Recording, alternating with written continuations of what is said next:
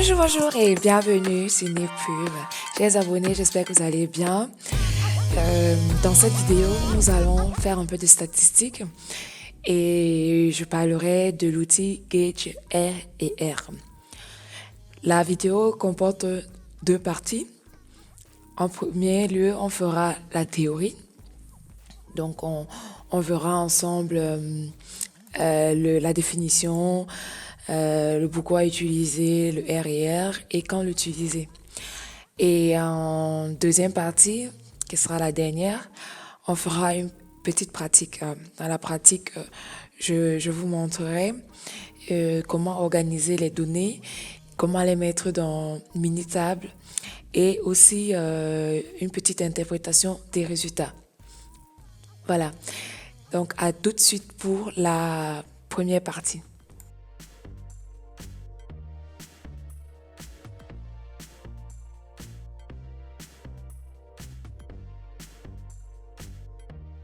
Nous revoilà donc pour commencer la partie théorique. Comme outil de Minitab, j'ai dit tout à l'heure, on parlera du Gauge R. On commence donc par l'analyse des systèmes de mesure. Qu'est-ce que c'est qu'une analyse de système de mesure?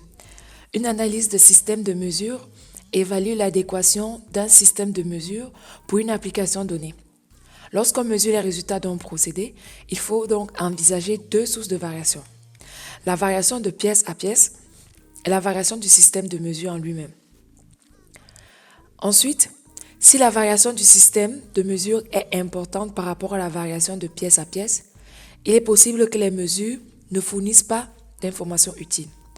Ça veut dire que quand vous voulez faire une analyse de données, par exemple pour analyser la capacité d'un process ou d'un produit, vous faites d'abord le Gauge R pour valider l'outil de mesure.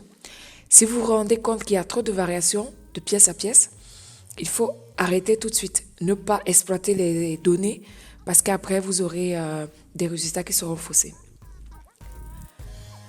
Quand utiliser une analyse de système de mesure, on utilise une analyse de système de mesure avant de collecter les données. Donc, avant même de commencer à imaginer des heures et des heures et des heures de mesure ou de collecte de données, il faut se prendre un peu de temps, prendre 2 ou 3 opérateurs, faire des mesures et faire le Gauge R pour valider déjà les conditions. Ensuite, là, on pourra faire la collecte de données. On utilise une analyse de système de mesure pour vérifier que le système obtient des mesures régulières et exactes et qu'il effectue correctement une distinction entre les pièces. Parce que lorsqu'on prend un outil de production qui produit à la chaîne, je prends par exemple une cisailleuse ou bien une découpe qui va découper des pièces au fur et à mesure, il y a des variations de la machine, il y a des variations dans la position de la pièce. Donc toutes ces variations, on les capte lorsqu'on fait cette analyse du Gauge R. On peut savoir comment ça se comporte en analysant notre système. Pourquoi utiliser une analyse de système de mesure? L'analyse des systèmes de mesure permet de répondre à des questions telles que: le système de mesure peut-il correctement effectuer une distinction entre les pièces? Ou encore, le système de... Voilà. Donc, quand vous avez les données regroupées dans un tableau Excel, donc il faut toujours passer par Excel. De toute façon, moi, je passe par Excel. Vous pouvez les mettre directement dans Minitab quand vous voulez faire de simples analyses statistiques telles que la loi normale, l'histogramme ou le nuage de points.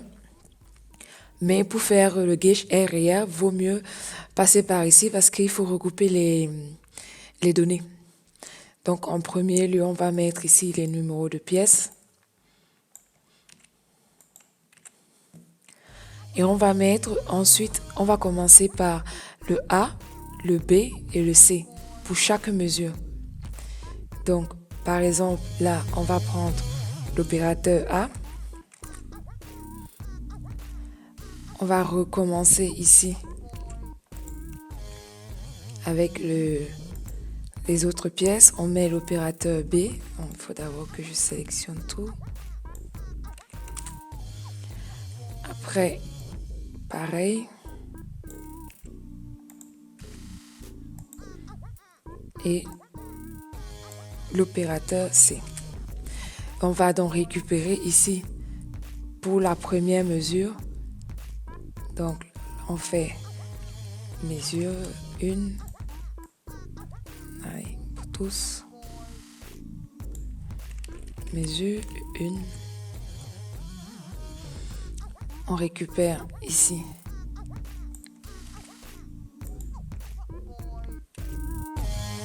Ensuite, on récupère pour le B.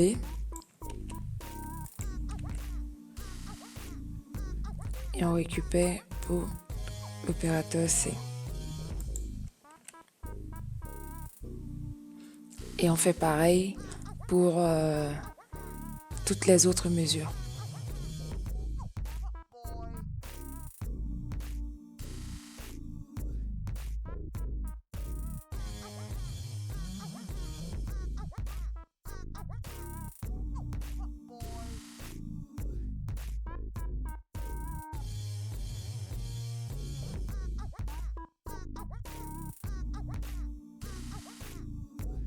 Donc, une fois que les données sont organisées, on va à présent copier tout ce qu'on a. Donc, je rappelle ici, on fait une analyse gauge R et R d'un instrument de mesure qui est le pied à coulisse. Donc, on veut voir si on respecte les valeurs plans de 12,25 plus ou moins 0,3. Donc, on va dans Mini-table et on colle les valeurs. Pour réaliser le gauge R et R, il faut aller dans Stat. Ensuite, outils de la qualité. Ensuite, on va dans étude de l'instrumentation. Ensuite, on va choisir ici l'étude de l'instrumentation croisée. Parce que si on lit, on voit que c'est évaluer la variation dans le système de mesure lorsque chaque opérateur mesure chaque pièce au cours de l'étude. Dans notre étude, nous avons mesuré 10 pièces. Et chaque opérateur a fait 3 mesures. Donc, l'opérateur A fait 3 mesures de 10 pièces. L'opérateur B et l'opérateur C, ainsi de suite. Donc, on va cliquer sur l'étude de R et R. Et là, il nous demande le numéro de la pièce. On va choisir ici, en double-cliquant, l'opérateur et enfin les mesures. Donc, valeur mesurée. On peut choisir ici de faire la Nova, c'est pas ce que nous on veut faire. Nous on veut faire le X bar R. Ensuite, dans les options, on va laisser 6 fois l'écart type et on peut entrer la valeur, la spécification inférieure et la spécification supérieure. Donc la spécification inférieure c'est 11,95 et la spécification supérieure c'est 12,55. Donc juste pour vérifier, là, ici, donc on a ici notre nominal, la cote nominale qui est 12,25 plus ou moins 0,3 et ça nous donne 11,95 pour le mini et 12,55 pour le maxi. Et là, on fait OK et ensuite on fait OK.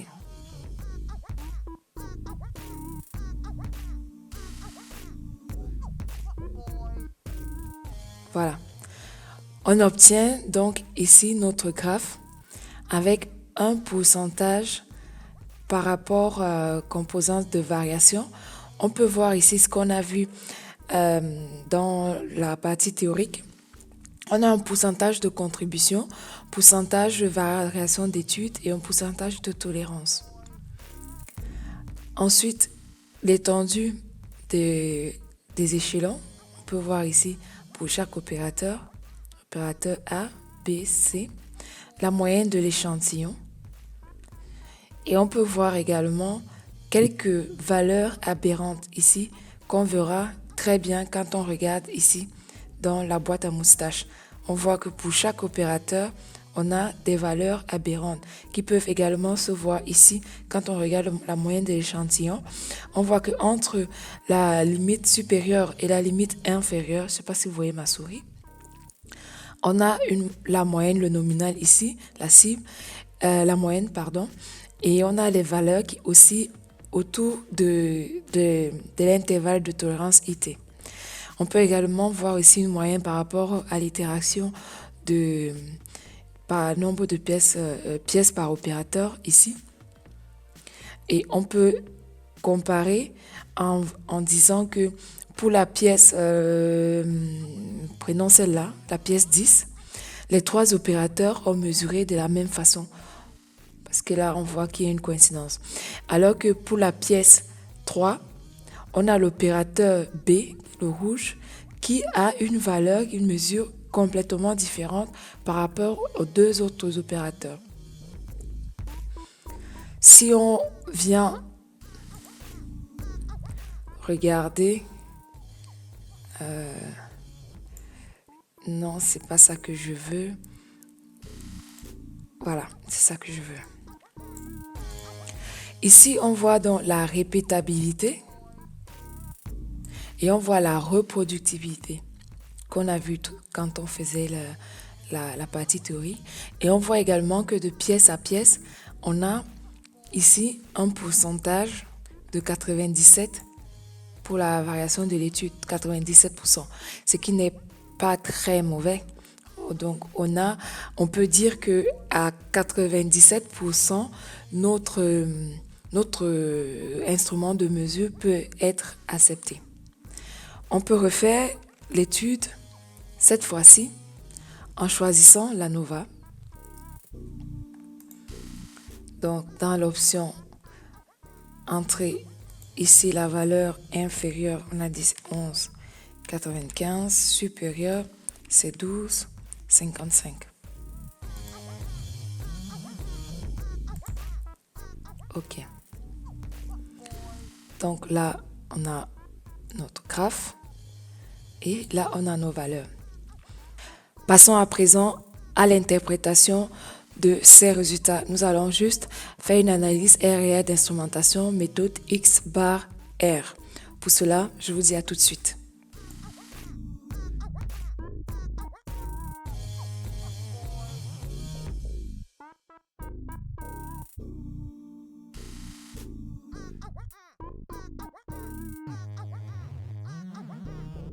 Voilà. Si on reprend le résultat qu'on a appris dans Minitab tout à l'heure, on peut voir ici que le résultat pour le pourcentage de contribution, c'est 4,30, ce qui nous intéresse vraiment pour décider de l'acceptation ou pas de notre pierre coulisse, ce sont ces deux valeurs. Donc on voit ici que le pourcentage de contribution c'est 4,30 et que ici le pourcentage de variation d'études c'est 20,73.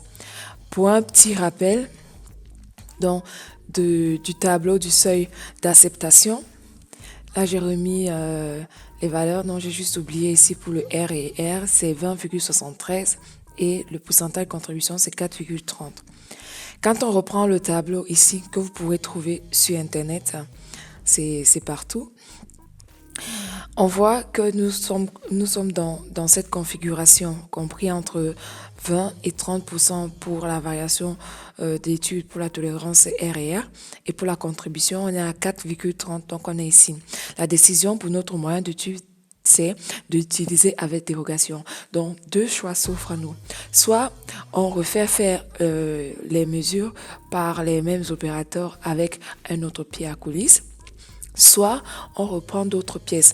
Parce que si vous vous souvenez, tout à l'heure, quand on a vu les graphes et le résultat, on a vu qu'avec les trois opérateurs, il y avait beaucoup de valeurs aberrantes. Est-ce que ces valeurs aberrantes sont dues au fait des pièces qui se sont mal positionnées dans la machine On ne sait pas. Est-ce que ces valeurs aberrantes sont dues au fait que c'est vraiment les opérateurs qui ont mal mesuré? On ne sait pas. Donc, si on veut vraiment exploiter les données, il ne faut pas exploiter les données tout de suite. Il faut refaire des mesures pour valider le moyen de mesure. Voilà, c'est donc ici que je m'arrête pour cette vidéo sur l'outil R&R de Minitab. J'espère que tu as récupéré plein d'informations, que cette vidéo a répondu à tes attentes. N'hésite surtout pas à laisser un commentaire, à revenir pour plus de vidéos sur la chaîne NipPub. Reste en santé et à très bientôt. Ciao, ciao!